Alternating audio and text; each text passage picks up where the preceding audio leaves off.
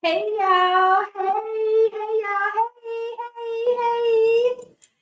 I am doing my homework, and part of my homework, I need to create this diagram. So I felt this was a good opportunity to share with you all how creating a flow chart works because it kind of will assist you in mapping out the journey, whatever that journey may be. But again, Professor Todd is setting the stage. She's going to come in and start to explain to you the flow chart and creating the flow chart. But you can apply this if you have a podcast and you want to map out the journey of what it would look like from finding your guests to your guests being on the podcast to you distributing and marketing the podcast. So that's the workflow. Um, and for workflow, they work better with flow charts. If you don't have a flow chart, you can absolutely use a pen and paper, but I'm going to turn it over to Professor Tot so she can jump in and start explaining to you how to use a flow chart. Hello, everyone. I am Professor Tot, your podcast technology professor. And I'm going to talk to you today about creating a flowchart in Draw.io. As you can see here, it will map directly to the Google Drive. So what you're seeing now is the diagram. It's going to go to the Google Drive. You have all of these different templates that you can select from. There's even a smart template.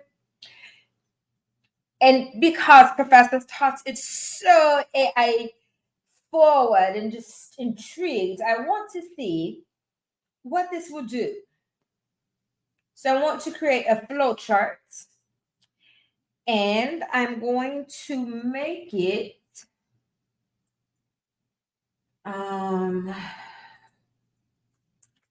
process for guest appearance on podcast through marketing podcast. And let's see what happens.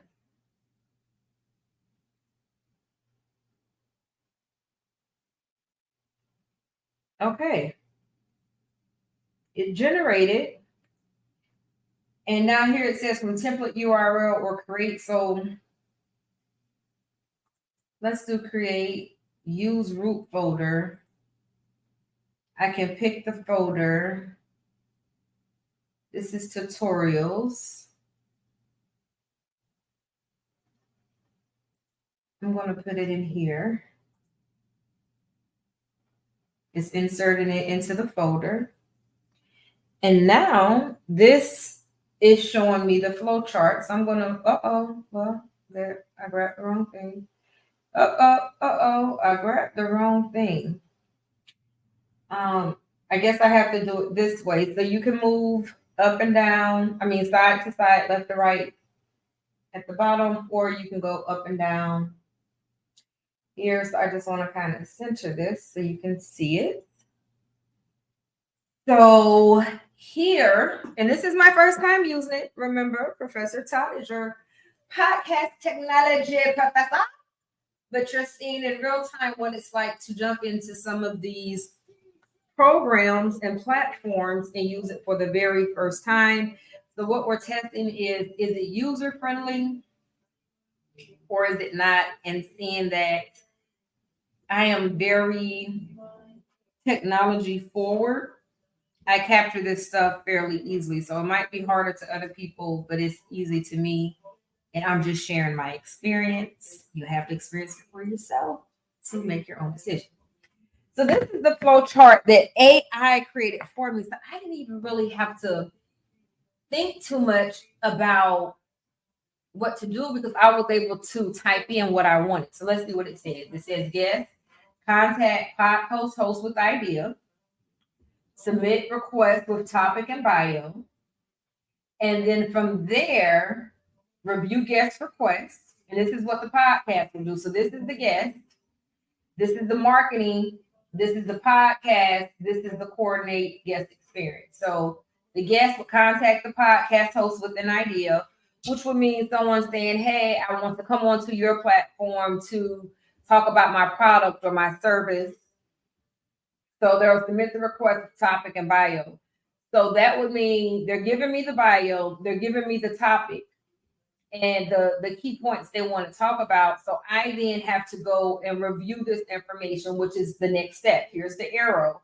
Review guest request. I'm reviewing that information. Based on that information, I will prepare interview questions. So that's the next step.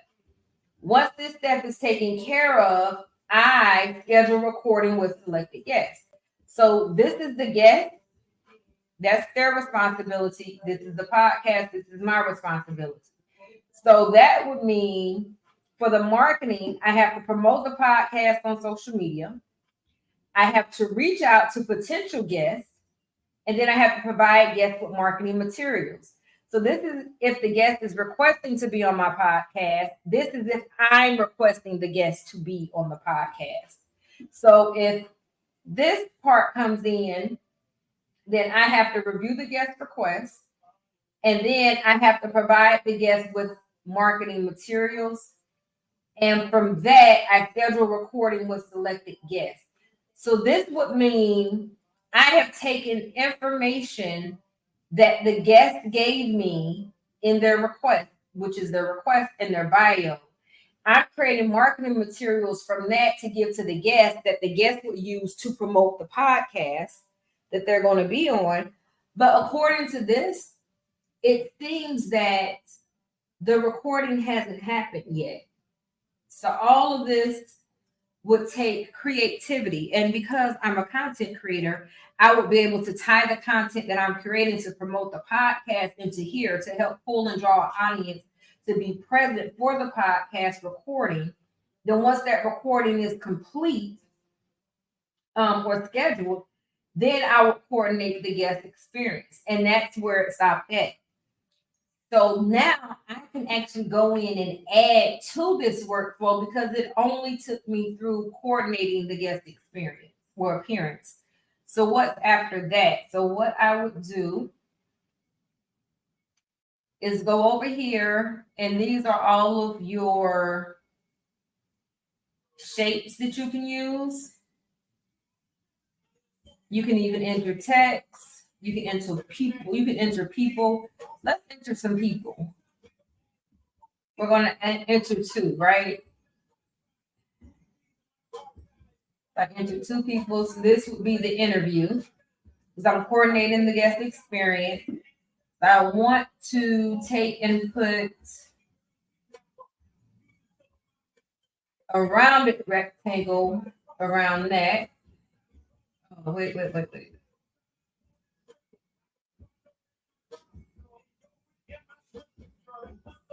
Okay. Might have to change this. Let me see if I can put the actors in here.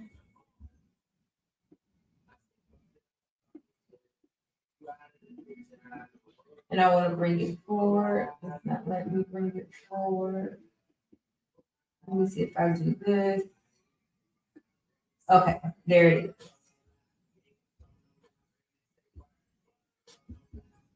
All right, this right here I don't need, so I'm going to click on that and delete it. Now I want to move this.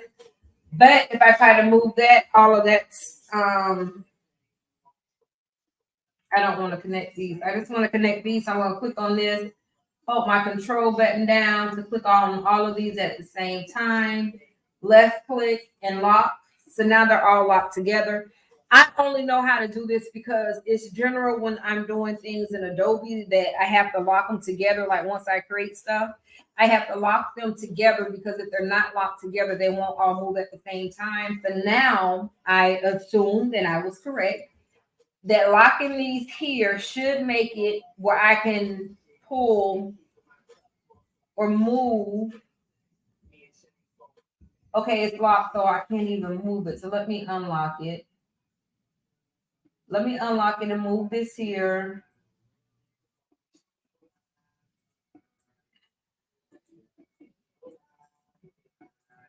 Oh, and these are locks. I have to unlock these, my little people. Don't want that. I just want to move the people in here. So what this is telling me is for the podcast, there's 2 people. If there were going to be multiple people, then I can either notate how many people would be on the podcast, but I know it's 2 because it's going to be me, the host, and then it's going to be whoever the guest is. If it's a 4-panel guest, then I can expand this out to put 4 people in here, or I can say for guests, I can add some text in here to say how many guests are coming. So from here, this, I just highlight, I'll do that again. I just kind of put this here, and you see that little arrow that's showing, I clicked and it created the relationship or the direction. So I'm going to coordinate the guest experience, and this is the actual date of the podcast. So I'm going to put text up here, and I'll say podcast recording. So I can move this here. This is my podcast being recorded. So what happens after you record the podcast? Well, after you record the podcast, for me, I then need to do some editing and different things. So I want to create a list, and I'm going to pull my list over here, and I'm going to put down that I need to edit podcast, edit pod. That's the first thing I need to do. After I edit the podcast, I need to create metadata. And then I need to distribute podcast. So those are the 3 steps that I take after doing the podcast. After I do that, I need to create a relationship that kind of goes back here. Nope, that's wrong. So here's my undo up here. So I need to create a directional connector, which I went and selected this double arrow here, and I'm going to take that arrow and put it here, and I can lengthen it as I need to.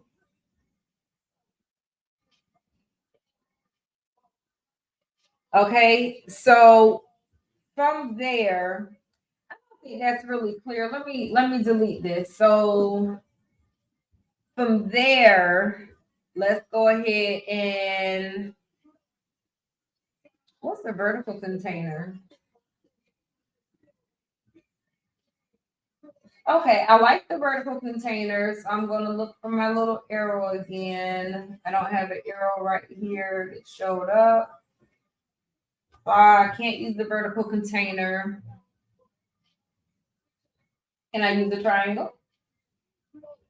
And I want to turn my triangle this way, and I want to make my triangle bigger. And then there's my arrow. So from here, what I would need to do, and I'm going to create some text.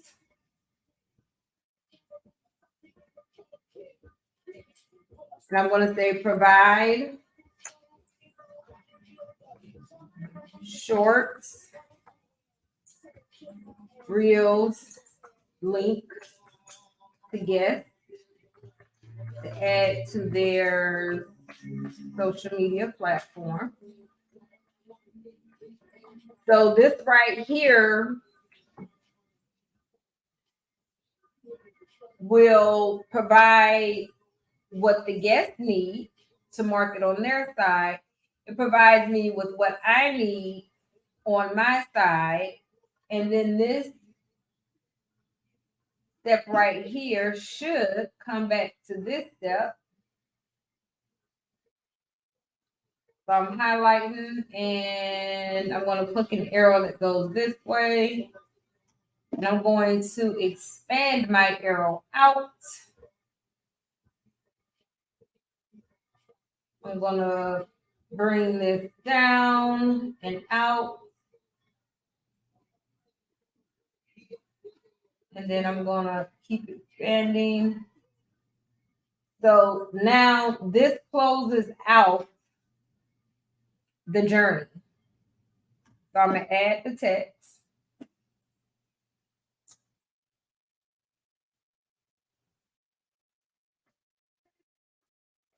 Closes out journey.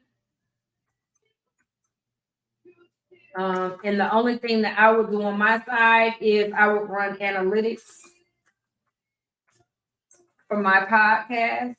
Based on those analytics of my podcast, I can determine, was this a good guest for my podcast? If I feel the guest had really engaging content that ended up bringing in a new audience or really engaging my current audience, then that's the guest that I would put down or flag as a potential reappearance guest.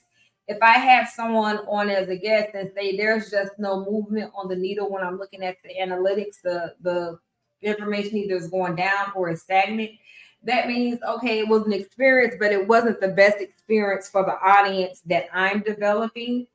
So it wouldn't work for me on that end. But there's the potential because I gave the client or the guest, I gave them the remarketing material, which is the shorts and the reels and the link to put on their social media platform.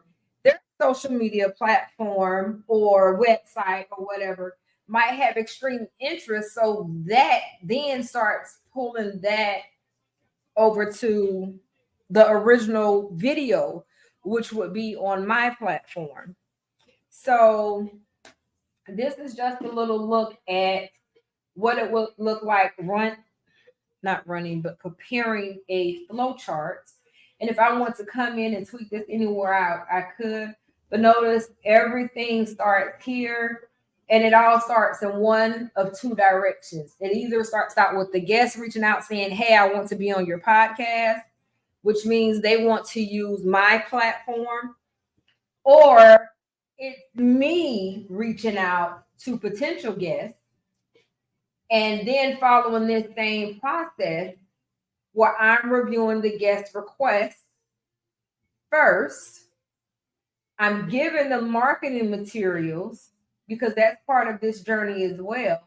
But if they're not a fit, they would never go into this area. Like if I review the guest and I'm like, yeah, it sounds good. They want to be on the podcast, but it just doesn't tie in. It doesn't make sense for the community that I'm building, then I wouldn't bring them onto the platform. So to give an example, if you are an animal lover and you're a member of PETA and you absolutely cannot stand when people wear fur coats because you feel like fur coats are part of animal cruelty, you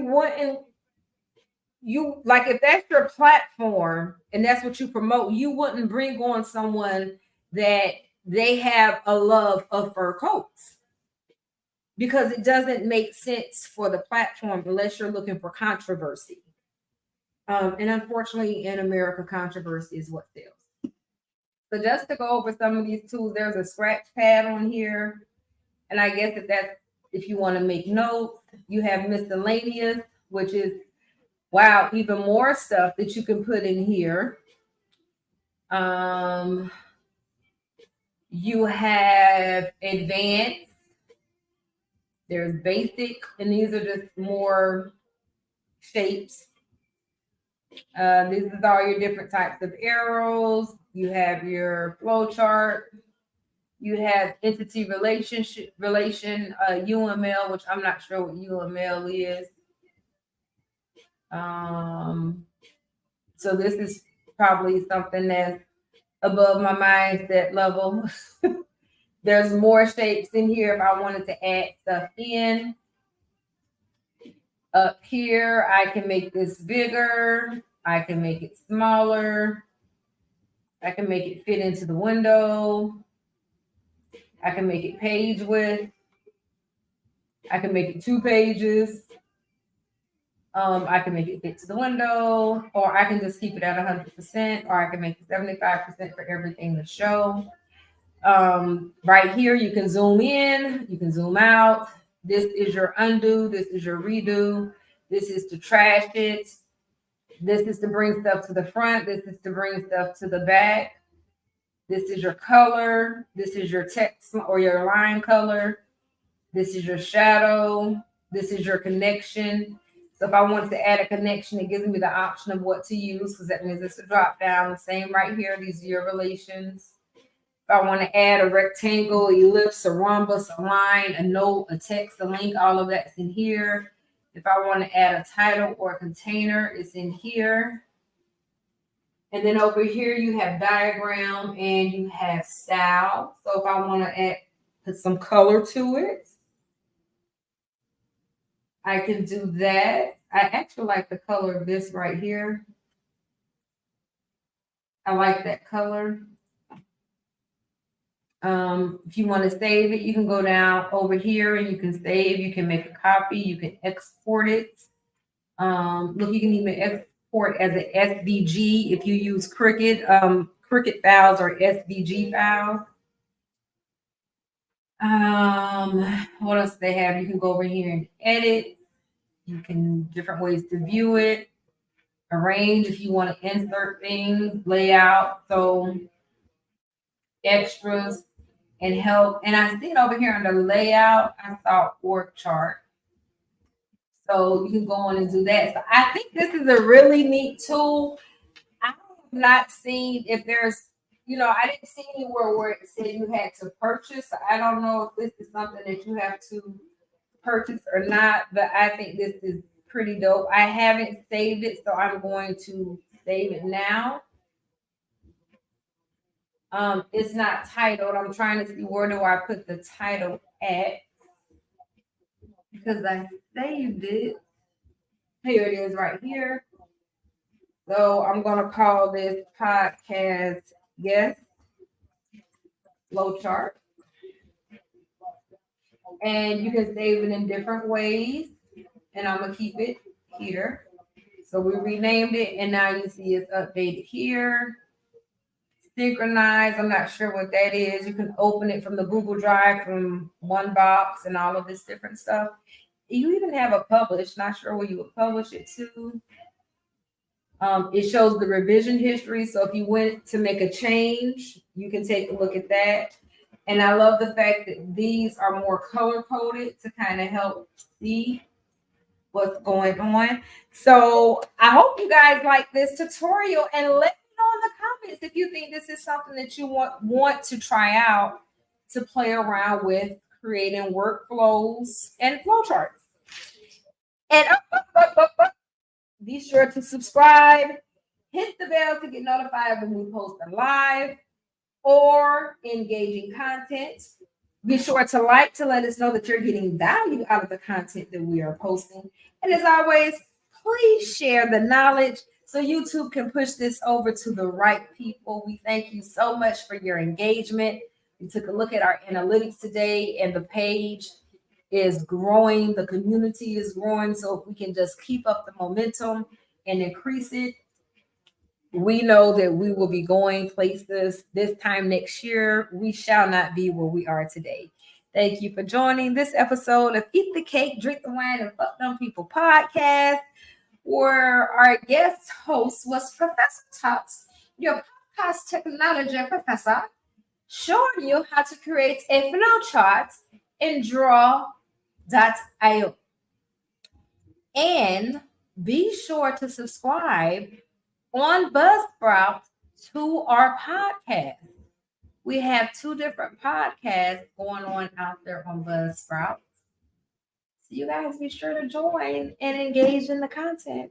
Thanks for joining. Love y'all. Bye.